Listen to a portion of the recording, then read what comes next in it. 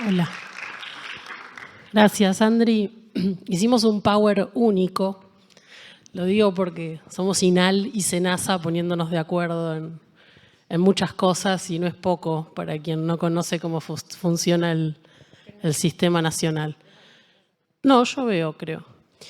Mientras que Sandri hacía ahí el relato de cada normativa a mí me pasaba la película de la CONAL, del grupo ad hoc, y decía, bueno, la directriz no dice mucho, yo después les voy a contar por qué la directriz no dice mucho, que es lo que me parece más rico para que compartamos.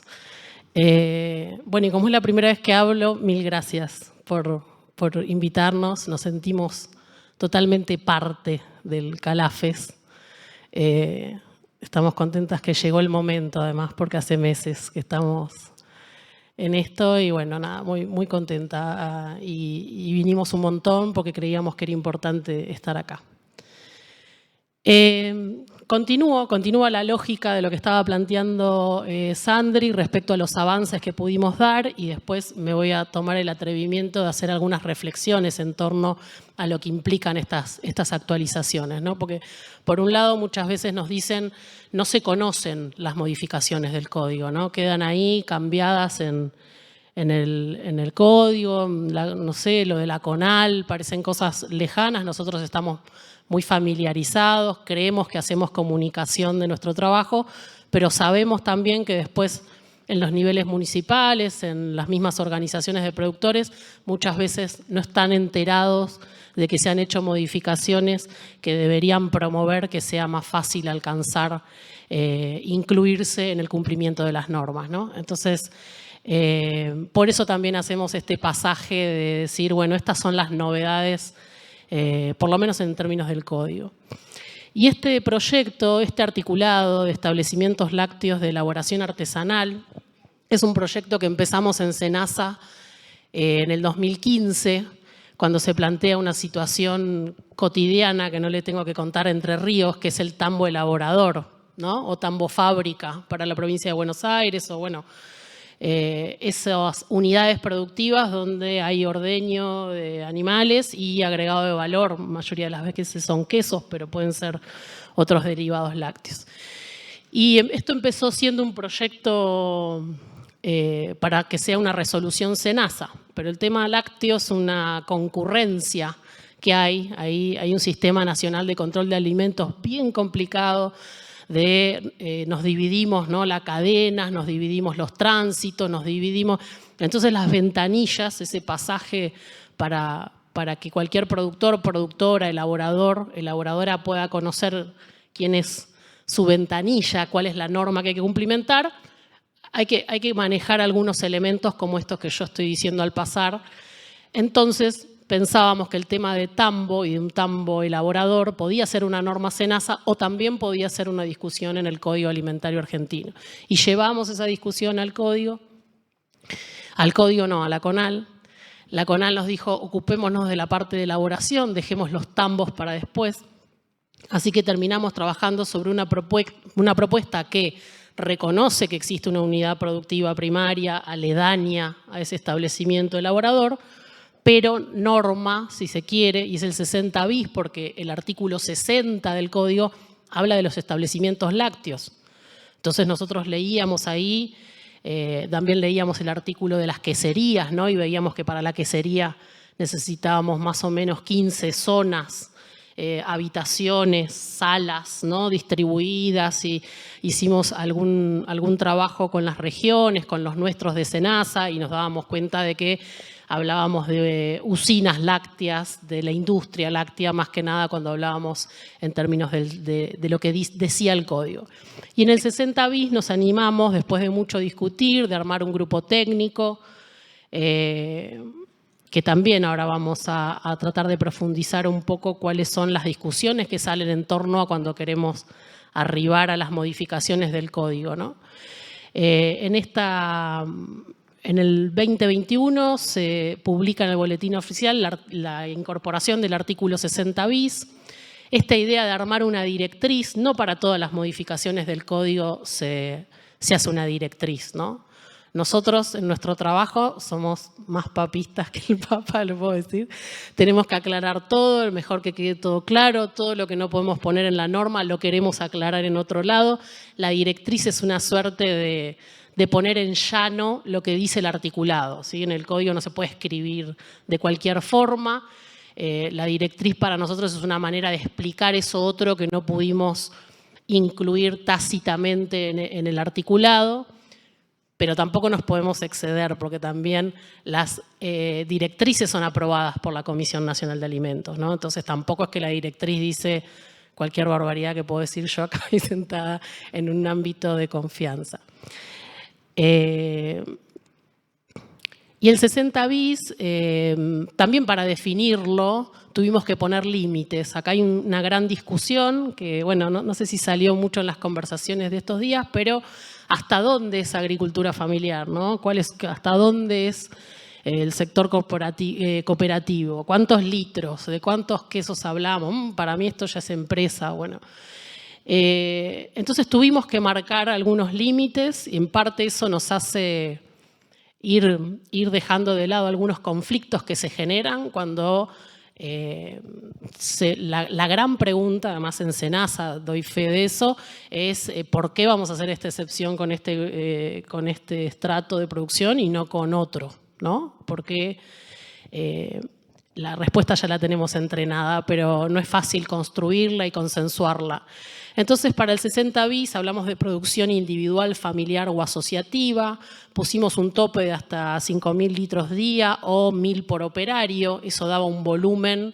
Esos 5.000 a nosotros nos parecía bastante para el sector y para la información que recopilamos en terreno, pero había intereses también de parte de pymes, ¿no? de algunos sectores que nadie tenía intención ni de dejar afuera, así que por eso se estiró a esos 5.000. Habla de un aspecto clave que aparece en el 60 bis, que es reconocer a la manualidad como y la intervención directa del productor, del elaborador, ¿no? No es que no se pueden usar tecnologías, sino que ahí hay un aspecto clave en lo artesanal que tiene que ver con la manualidad.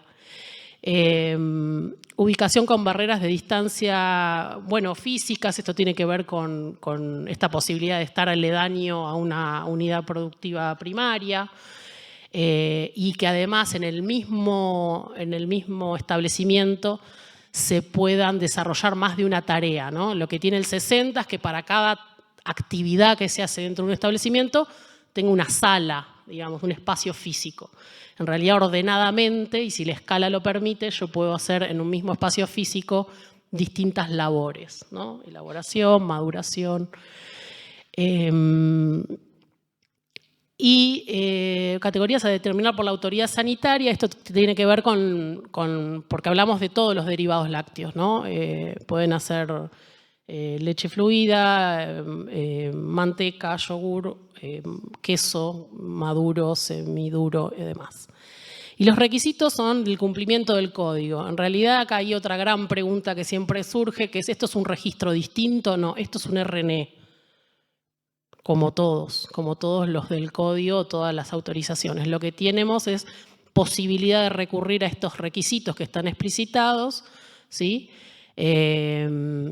Toma las excepciones del 154 cuarter que habló Sandri, del guardarropas, lavabo, retretes separados por ambos sexos, algo que muchas jurisdicciones decían, eso ya no se mira, pero está en el código escrito, nadie lo borró, y cualquier agente de terreno con un checklist en mano nos puede pedir eso porque eso dice la norma. Y ni hablar de los 15 metros cúbicos por operario, ¿no? Que da un volumen. Entonces, mientras que siga escrito ahí, escribamos también que se exceptúa de, ¿sí? Y siempre hay una evaluación, que es lo que a nosotros apelamos, técnica, respecto a que no está en riesgo, que las cosas se están haciendo bien, que la infraestructura y el volumen es acorde, ¿no? Nunca, siempre pasando por eso. Y acá estamos con, esto hizo mención el secretario Bailo en la presentación de ayer, parece que fue hace un mes, pero fue ayer a la mañana. Y es esta hasta acá son los articulados que hoy ya son parte del código. Si alguno entra a la página de la CONAL, se descarga el código alimentario, se va a encontrar con estos articulados que nosotras mencionamos. Lo que todavía no está publicado, porque está la firma de las autoridades, de los secretarios, es este proyecto de un nuevo capítulo en el Código Alimentario Argentino, que tiene este título largo, Tecnologías, Procesos y Alimentos de la Producción Agroalimentaria Familiar y de Elaboración Tradicional, lo que le decimos alimentos tradicionales entre nosotras, pero en realidad tiene todo ese nombre. ¿Cómo? Eso te amplifica un montón. Esto, pensar en un capítulo, en una norma como el código, es un desafío, es un montón también. Pero llegamos a ponernos de acuerdo. Me olvido de esto. Una acotación. ¿Te acordás cuando estábamos con el 154 Quater? La palabra familiar era, oh, van a poner familiar en el código. Y ahora tenemos un capítulo.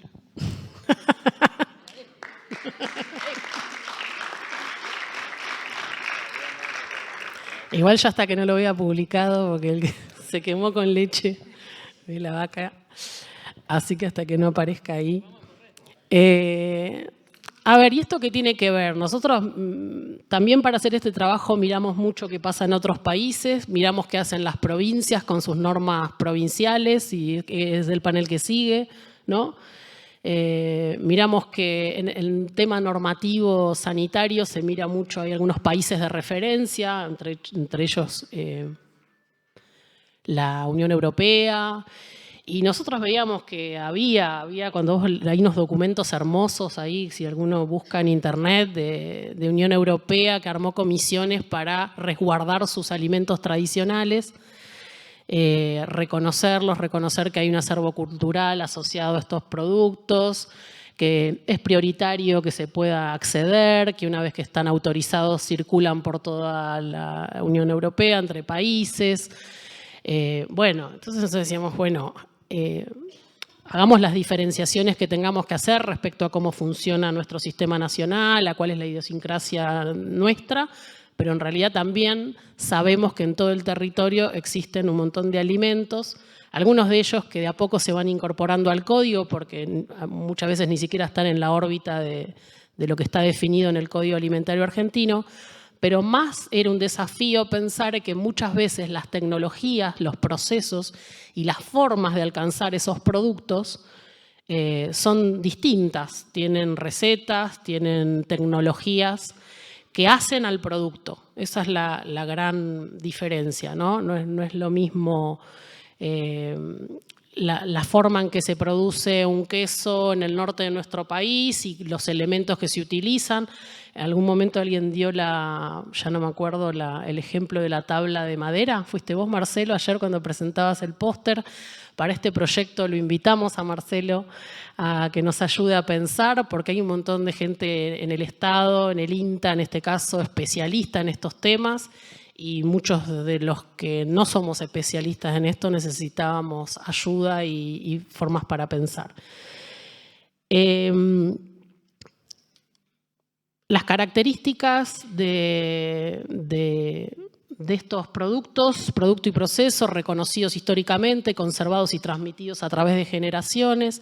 Principalmente las materias primas son utilizadas de producción propia o cercana.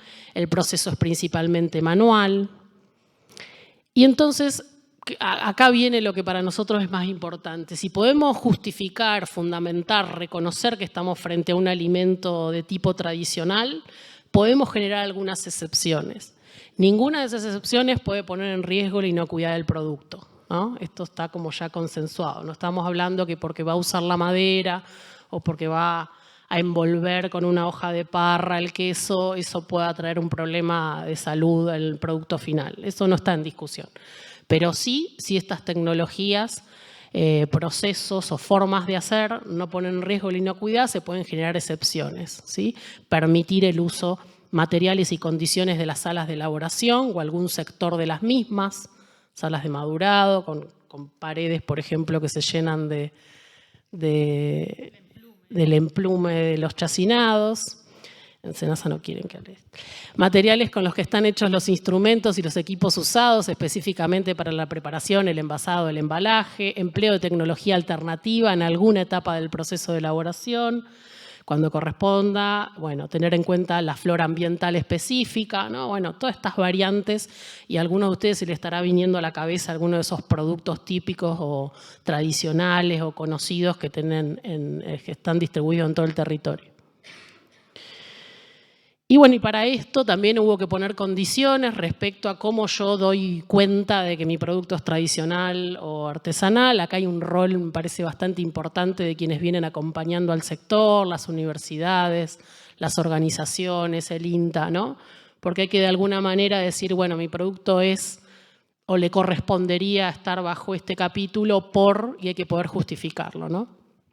Registros, documentación, hay que poder describir ese producto, cómo se hace, desde cuándo, si hay alguna receta o algún lugar al cual recurrir para dar cuenta de que esto se viene haciendo hace muchos años de esa forma y que por eso es ese producto.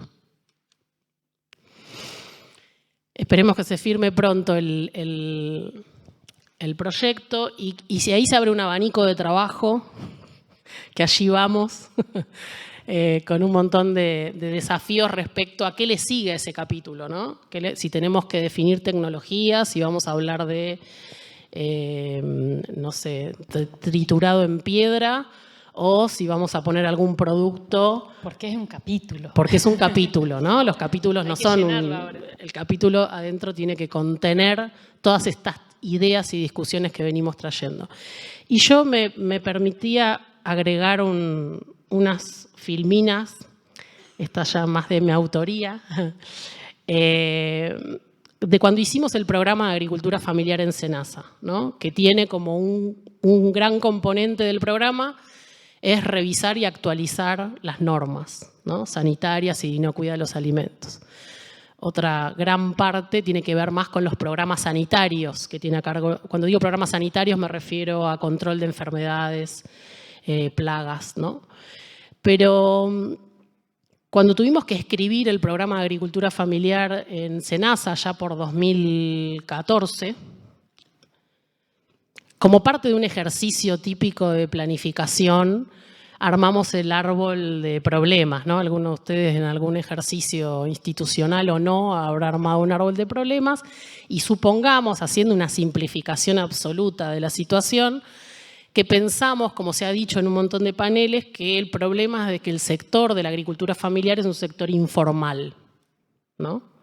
Y cuando pensamos la informalidad desde el punto de vista de lo sanitario o de lo que nos compete a nosotros, porque, bueno, podríamos, empezamos a desglosar ese problema, ¿no? Y en gran parte, sentados a la mesa con otros actores, otro factor clave para pensar estos temas, aparece el tema de los marcos normativos basados en la producción industrial de los alimentos, ¿no? Todo lo que acabamos de mostrar o de contarles con Sandra responde a una de las causas de lo que para nosotros repercute en la informalidad esa del sector. Lo que para mí era importante compartir y ver si estamos de acuerdo en esto también, es que no es la única causa, porque lo que nos pasa hoy es que tenemos marcos normativos, falta mucho trabajo.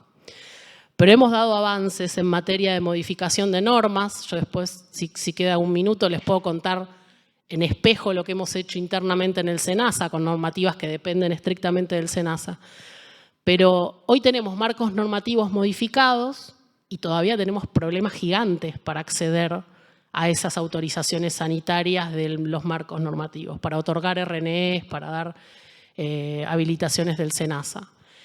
Entonces me parece que era importante también reconocer, porque muchas veces el tema de que las normas no responden a la realidad del sector o de los territorios es un tema que se habla en un montón de encuentros y demás.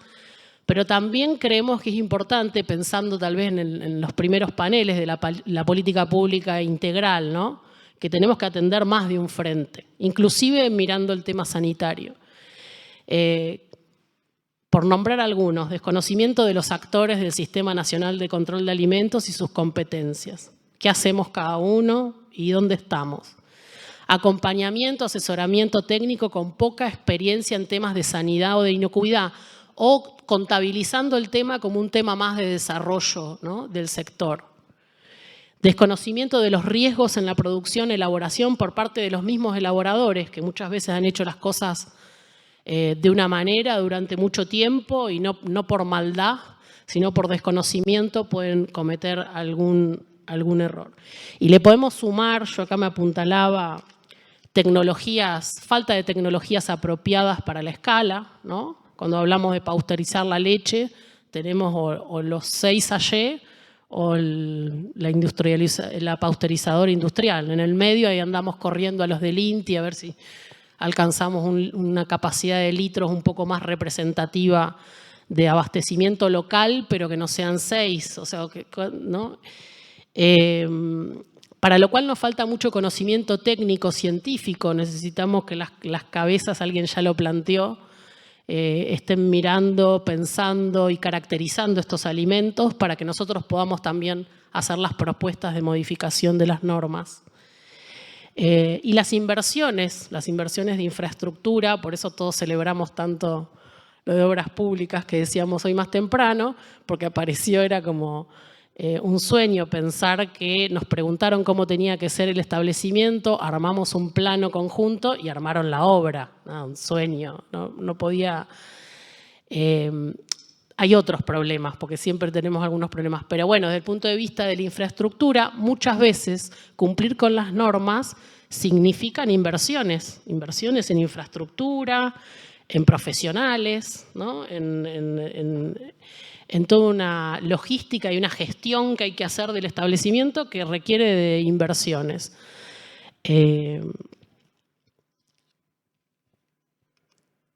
Entonces, lo que estamos planteando con la modificación de los marcos normativos, con las actualizaciones del código y de las normas sanitarias que sean, es una pata de la mesa. Más textual, el dibujo que encontré no podía ver.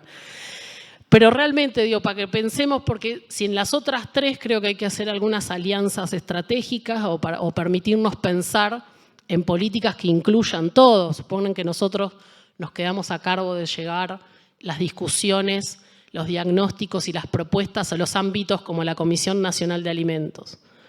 Pero si modificamos el código y eso después nos repercute en la realidad, en la capacidad de alcanzar una autorización, yo estoy chocha con la publicación en el boletín oficial, pero no alcanza, ¿no? Todavía estamos un poco en esa situación. Y parte de la estrategia que nos funcionó fue sentarnos muchos a la mesa. Y muchos significa instituciones públicas de distintos niveles de gobierno y las organizaciones, ¿no? Que la primera vez que el SENASA las convocó, nos tiraron con todo, digamos. Enojados, desconfiados, cada uno con su historia en los territorios, también otros con otras experiencias, porque muchos compañeros y compañeras, en este caso hablar del SENASA, vienen haciendo un esfuerzo enorme en el lugar donde están, articulando, poniéndose a disposición, pero hay una lógica institucional de organismo de control y de fiscalización que a priori no es muy amigable o compañero o a quien yo busco como aliado para que me ayude a, ¿no? Y eso es lo que venimos trabajando hace casi ya 10 años y esto requiere de algo que también fue planteado de revisar las instituciones, ¿no? El rol del Estado, el acompañamiento, cómo nos podemos sentar en todas esas mesas e igual volver a un escritorio, escribir una norma, pensar lo técnico, integrarnos, no solo con el sector, sino entre quienes tenemos a cargo la política pública.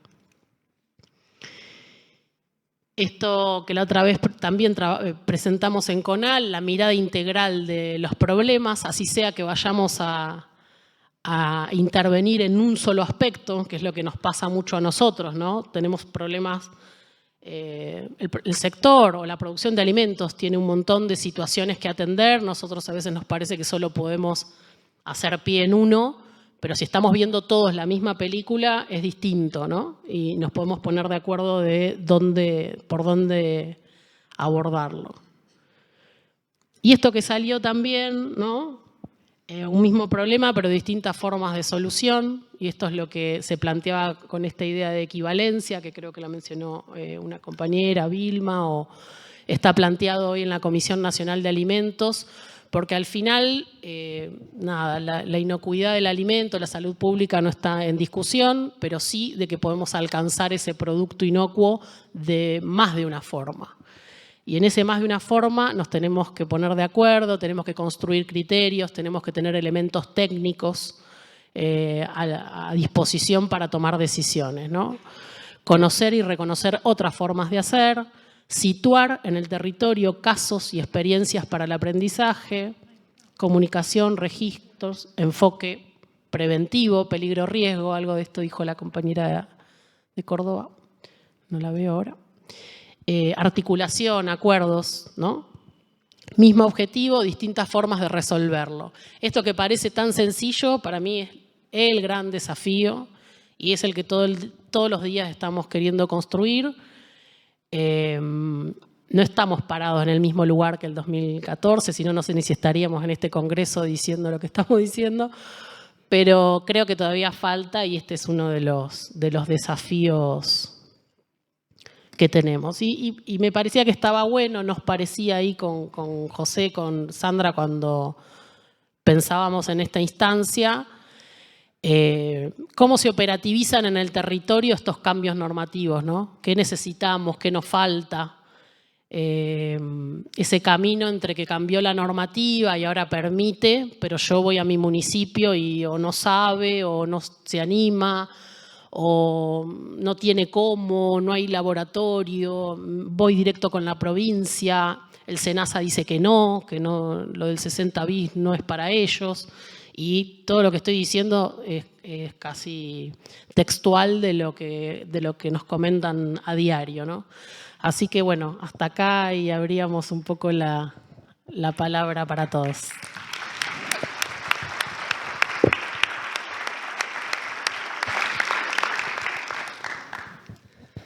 ¿Dónde está la organizadora? 4:23. Los alumnos clavados el horario, ¿eh? ¿Viste? Hicimos la tarea, Pablo, ¿eh?